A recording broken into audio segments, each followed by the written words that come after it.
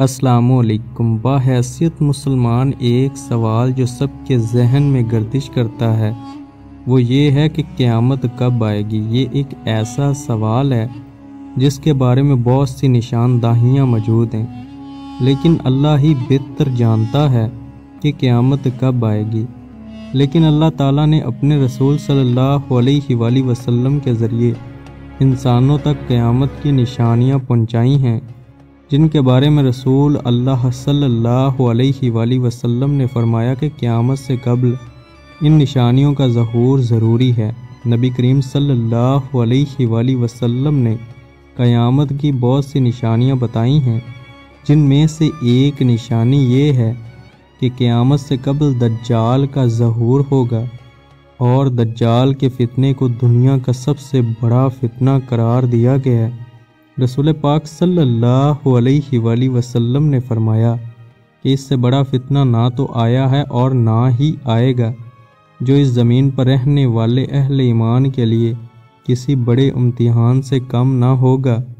آج کے آرٹیکل میں ہم آپ کو کچھ ایسا بتانے جا رہے ہیں جسے سن کر آپ حیران ہو جائیں گے، اور وہ یہ ہے کہ عورتیں دجال کے فتنے کا بڑا نشانہ بنیں گی۔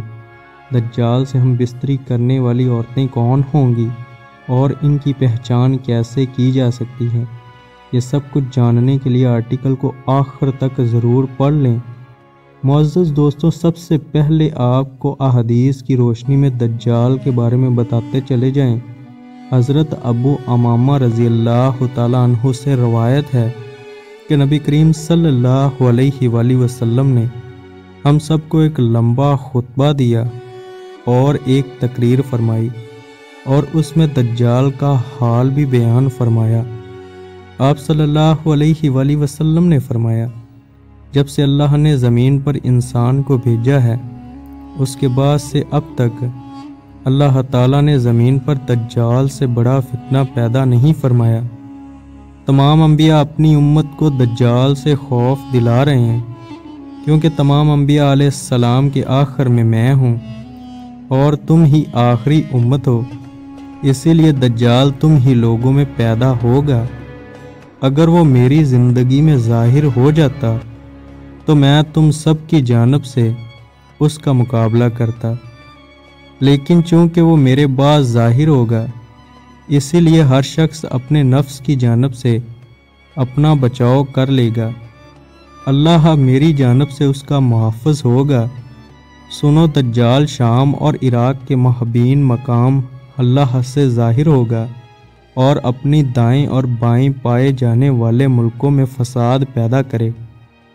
آپ صلی اللہ علیہ وآلہ وسلم نے فرمایا کہ اللہ کے بندوں، ایمان پر رہنا، میں تم کو وہ حالت بیان کرتا ہوں جو آپ کو آج تک کسی نے نہیں بتائی۔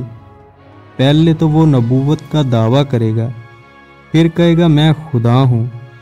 تم مرنے سے پہلے خدا کو نہیں دیکھ سکتے، تو پھر دجال کیسے خدا ہوا؟ آپ صلی اللہ علیہ وآلہ وسلم نے فرمایا، دجال کانا ہوگا اور تمہارا خدا کانا نہیں۔ اس کی پیشانی پر کفر لکھا ہوگا، جسے ہر مومن، عالم ہو یا جاہل سب پڑھ لیں گے۔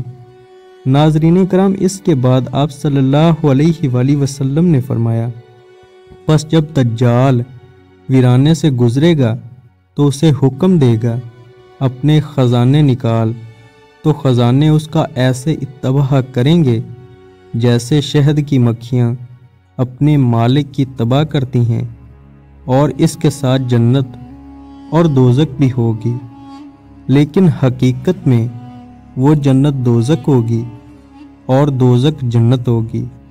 تو جو شخص اس کی دوزخ میں ڈالا جائے، اسے چاہیے کہ وہ سورۃ القاف کی ابتدائی آیات پڑھے، تو وہ دوزخ اس کے لیے ایسی ہی باغ بن جائے گی جیسا کہ آگ حضرت ابراہیم علیہ السلام پر گلزار ہوئی تھی۔ روایت کے مطابق اس کا ایک فتنہ یہ بھی ہوگا، وہ ایک شخص کو مار کر، چیر کر اس کے 2 ٹکڑے کر دے گا اور کہے گا کہ دیکھو اب میں اس بندے کو ملاتا ہوں، تو کیا اس کے بعد تم لوگ کسی اور خدا کو مانو گے؟ اللہ تعالیٰ دجال کا اس فتنہ پورا کرنے کے لیے اس شخص کو دوبارہ زندہ کر دے گا۔ پھر دجال اس سے پوچھے گا کہ تیرا رب کون ہے؟ تو وہ کہے گا میرا رب اللہ ہے، اور تو خدا کا دشمن دجال ہے۔ خدا کی قسم اب تو مجھے تیرے دجال ہونے کا پورا یقین ہو گیا ہے۔ دجال کا ایک فتنہ یہ بھی ہوگا کہ دجال آسمان کو حکم دے گا تو وہ بارش برسائے گا، اور دجال جب زمین کو حکم دے گا تو زمین سبزہ اگائے گی، اور اس روز چرنے والے جانور خوب موٹے تازے ہوں گے، ہوکھیں بھری ہوئی تھن دودھ سے لبریز ہوں گے، سوائے مکہ مکرمہ اور مدینہ منورہ کے کوئی خطہ ایسا نہ ہوگا جہاں دجال نہ پہنچا ہوگا۔ مکہ اور مدینہ میں داخل ہونے کی کوشش کرنے پر فرشتے اس کو ننگی تلواروں سے روکیں گے۔ جہاں تک تعلق اس بات کا ہے کہ عورتیں دجال کے فتنے کا سب سے زیادہ شکار ہوں گی، تو آپ کو بتاتے چلے جائیں کہ دجال قوم یہود میں سے ہوگا، جس کی پیروکار عورتیں اور یہودی ہی ہوں گے، جس سے معلوم ہوتا ہے کہ عورتوں کے فتنے کا شکار عورت ہی ہوگی۔ کہیں ایک روایت میں آتا ہے کہ کٹر یہودی عورتیں دجال سے ناجائز تعلقات بنانے کی بھی کوشش کریں گے، اور اس کے کڑیل جسم کو اپنانے کے لیے ان یہودی عورتوں میں جنگ چھڑ جائے گی، اور یہ عورتیں دجال کو اپنی جانب مائل کرنے کے لیے طرح طرح کے ہتھ کنڈے اپنائیں گے۔ دجال کے حوالے سے ایک موقع پر آپ صلی اللہ علیہ وآلہ وسلم نے فرمایا، وہ نوجوان مرد ہوگا جو بھاری برکم جسم اور سرخ رنگ کا مالک ہوگا، عوام میں اس کا لقب مسیح ہوگا، اور وہ ایک آنکھ سے کانا ہوگا۔ اس کے بال چھوٹے اور گھنگرالے ہوں گے، اس کی سواری میں ایک بڑا گدھا ہوگا، اور اس کا ظہور شام اور عراق کے درمیان ہوگا، جہاں وہ رسالت کا دعویٰ کرے گا۔ اس کے بعد وہ اسوان چلا جائے گا، جہاں اس کے ہمراہ 70,000 یہودی ہوں گے۔ وہ یہیں سے خدائی کا دعویٰ کر کے چاروں طرف فساد برپا کرے گا، اور زمین کے مختلف مقامات کا گشت کر کے لوگوں سے خود کو خدا کہلوائے گا۔ خدا بندوں کی آزمائش کے لیے اس سے بڑے بڑے عجیب کام ظاہر کروائے گا، جس کی پیشانی پر کفر لکھا ہوگا، جس کی پہچان صرف اہل ایمان ہی کر سکتے ہیں۔ اس کے پاس ایک آگ ہوگی جو کہ وہ دوزخ سے تعبیر کرے گا، اور ایک باغ ہوگا جس کو وہ جنت کا نام دے گا، جو مخالفین کو آگ میں جبکہ موقفین کو جنت میں ڈالے گا۔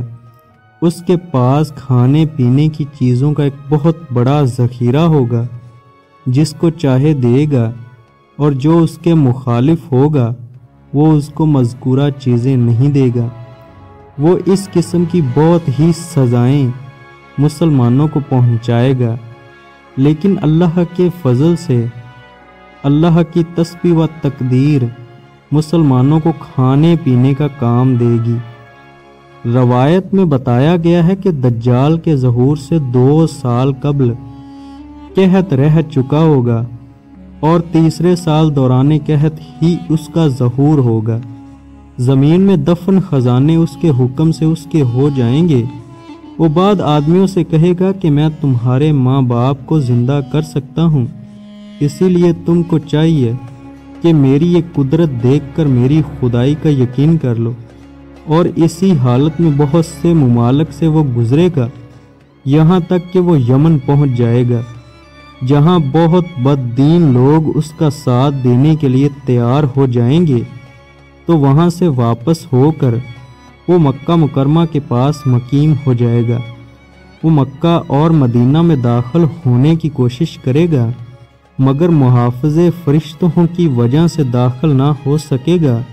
اس کے علاوہ مدینہ منورہ میں 3 خوفناک زلزلے آئیں گے، جس کے بعد وہاں رہنے والے بد عقیدہ لوگ خوف کی وجہ سے شہر سے نکل کر دجال کے پرندے میں جا پھنسے گے اور مدینہ منورہ سے دجال ملک شام کی طرف روانہ ہو جائے گا، اور اس کے پہنچنے سے قبل امام مہدی علیہ السلام دمشق پہنچ جائیں گے اور دجال کے ساتھ جنگ کرنے کی تیاری کرنے کے لیے فوج ترتیب دیں گے۔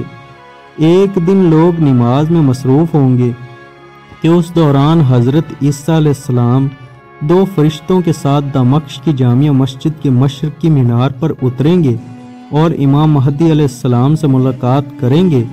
یوں حق و باطل میں ایک خون ریز جنگ شروع ہوگی اور مسلمانوں کو فتح نصیب ہوگی۔ اسی جنگ کے دوران حضرت عیسیٰ علیہ السلام دجال کو بیت المقدس کے قریب باب لد کے مقام پر قتل کریں گے اور اس کی لاش کو وہاں موجود ایک کنویں میں لٹکا دیا جائے گا۔